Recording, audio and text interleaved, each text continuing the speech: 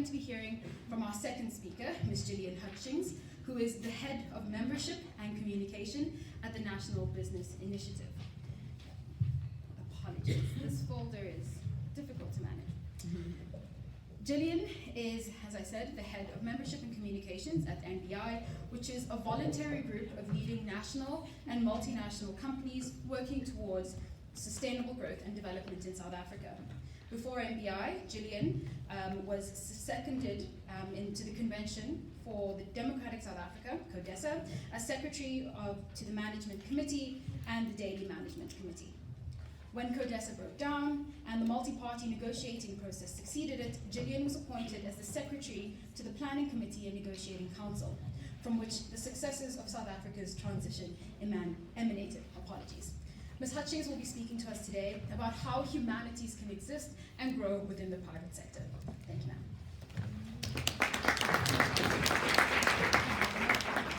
Thank you very much for that, and thank you so much for the privilege of being here. It's like really exciting and cool for me to see all these young faces, because my job involves working with CEOs and the next level down, who are not exactly the young people of the country. So thank you very much for the honor and privilege of sharing some thoughts with you.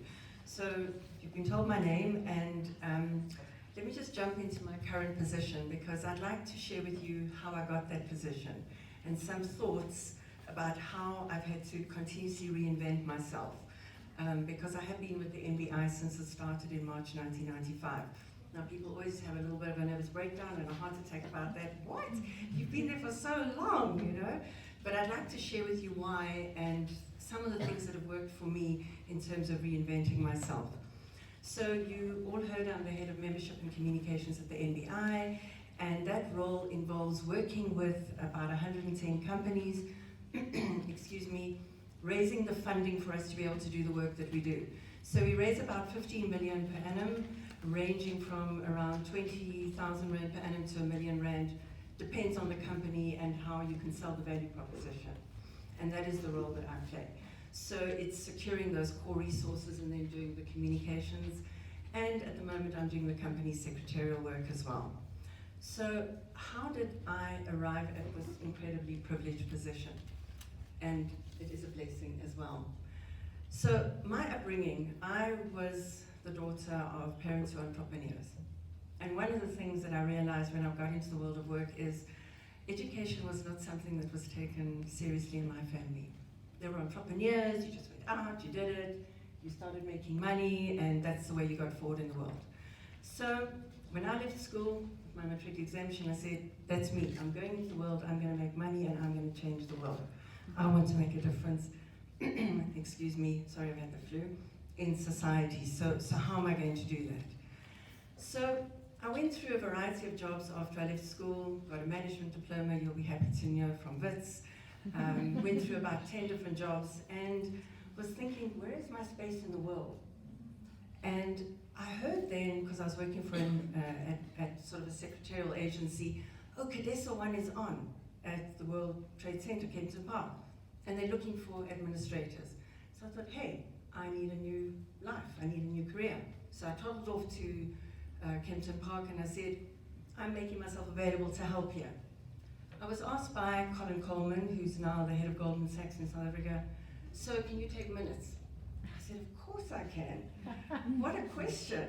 Meanwhile, sorry, I'd never taken minutes in my life, but I thought, I am going to do this. So I got allocated to the media subcommittee as the secretary, working with people like Joel Nishatenzi and others. Saki Makazome. It was really exciting for me, because coming from the sort of background I did, you know, a white individual who lived in a very cloistered environment, not being exposed to broader things in society, this was incredibly exciting. So the meeting happened and I handed in my minutes to Colin. And if any of you know Colin Coleman, he's a stickler for detail and correctness. And he looked at me an hour later and he said, I've never met someone who could take minutes like you do. We are looking for an executive assistant for our CEO. Would you like the job? Of course. So, in a sense, I think my role was by accident as well. I happened to be in the right place at the right time. And that changed my life fundamentally. I was so blessed to be part of a process that was about the birth of our new democracy. I worked at Kadesa 2, and then my role expanded. Sorry, nervous. And then my role expanded when the multi-party talks happened. I was made the managing secretary of the process, which was like so incredibly awesome for me. And it got to the point where I would write minutes and the politicians would understand that I was process friendly. I wasn't trying to influence this way or this way or this way. I just wrote the minutes. And it got to the point where they were hardly even checked.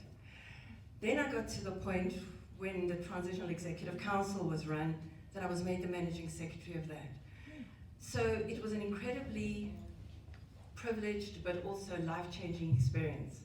So in just sharing that with you, I wanted to share with you around what I think 7 thoughts that has helped me through this and to, in a sense, reinvent myself constantly. Because in the CBM, which was the organization that was the secretary to the Constitutional Talks, and then the successor organization, the NBI, which was set up in 1995, as I said, as a successor to CBM, to look at the socio-economic transition to underpin the political transition, and we were launched by President Mandela. What have been the things that have helped me? The first thing I have to say is being open to any opportunity. Don't think, like, if I thought I'm taking minutes, like really, you know, I've done training, I've been head of PR and all this, like me taking minutes, my life would not be where it is today. So taking those minutes and saying, I can do it, and I'm going to throw my best into it, changed my life. So being open to those and having the vision to see beyond the task at hand. That was the first thing. The second thing is keeping an open mind about learning. I learn every day. I meet people from companies at various levels, various disciplines, various whatever, and every time I learn something from that person. We are quite a mature organization, but we've just appointed 5 young people in the NBI, one of which is going to probably be my successor to me. And engaging with these young people, I've had so much experience, but I learn something from all of them. So keeping that open mind. The third thing is humility. So understanding that I don't know it all. So walking into a situation and saying, I don't know it all. So what can I learn from you? And being open enough to accept that and not feel anything less, but knowing that I will accept that. The fourth one, which I really believe has helped me a lot, is really listening. So not formulating the answer in your head before the person's already finished, but really listening and paying that attention and really hearing the person with authenticity is something that I believe has really helped me in my role. Because often I've got to solve problems for people. You know, we work in the SDGs, we work in the NDP, Africa 2063, youth employability is a big part of our work, climate, water security, those sorts of things. And companies talk to you and share their biggest fears, risks, opportunities. So you've got to be able to listen to come up with solutions. The fifth one is for me, which is what drives me, is the role of authentic relationships. Relationships for me are the most fundamentally important aspect. And that is something that artificial intelligence and others, they will never be able to replace that. And by authentic relationships, I mean, it links, I guess, to listening, but I see myself as a connector.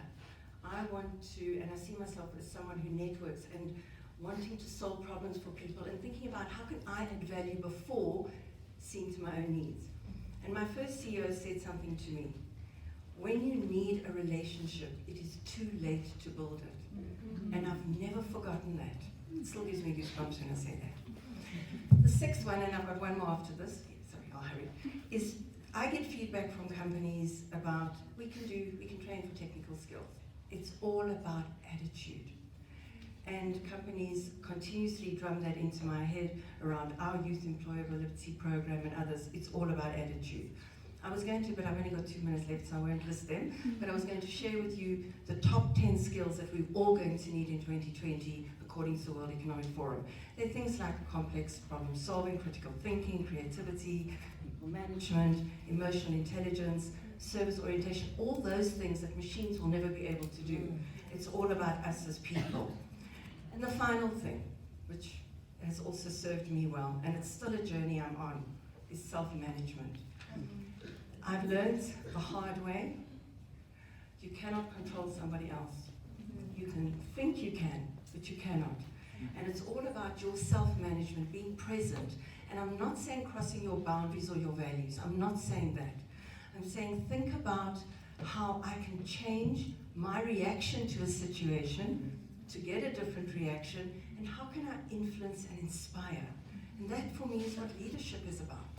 So those are the things that I use in my little toolbox with the companies I work with, and that's really helped me reinvent myself from doing what I'm doing in other odd jobs.